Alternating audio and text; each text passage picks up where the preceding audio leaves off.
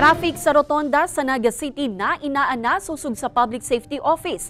Ini makalihis na puna na ang rerouting kan PUVs sa Almeda Highway. Alagad magabat na bulos kan trapiko sa Diversion Road, pasiko sa Almeda Highway, nanotaran naman. Ini asin iba pang detalye aramunta sa report ni Chris Novello. Maluwag na ang bulos kan trapiko sa rotonda. Ini po ang subot kan ipautob ang rerouting sa mga eastbound na PUV palawgasin paluwas kang Naga. Alagad ang magabat subot na bulos kan trapiko sa lugar. Nanutaran sa porsyon kan Diversion Road pasiring sa Almeda Highway urog na tuyong rush hour.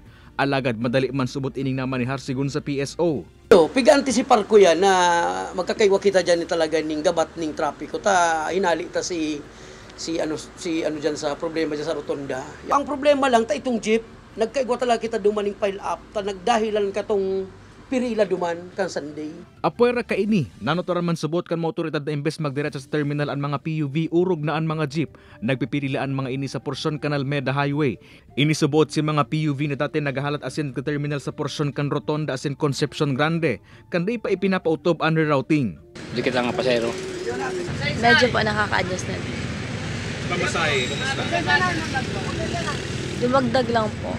Dalawang sakay na. Katakod ka ini, tapos nasubot ang konsiderasyon as titikitan na kan mga otoridad ang mga PUV na dahil nagdiretso sa terminal. Taon pang 2014 kang naipasar ang ordinansa as hindi man subot nagkulangan mga otoridad sa pag-abiso sa mga inidapit sa rerouting. So grupo kang enforcement ordinance kay baso sa traffic direction and control gabos po mapasunod sa inda, matiket na kabali dyan po ang mga PNP man. Mahampang sa 1,000 pesos na penalidad ng mga mabayular na PUV sa nasabing ordinansa. Kay Baran si Carlo Abonita, Chris Novello, Balitang Bicolandia.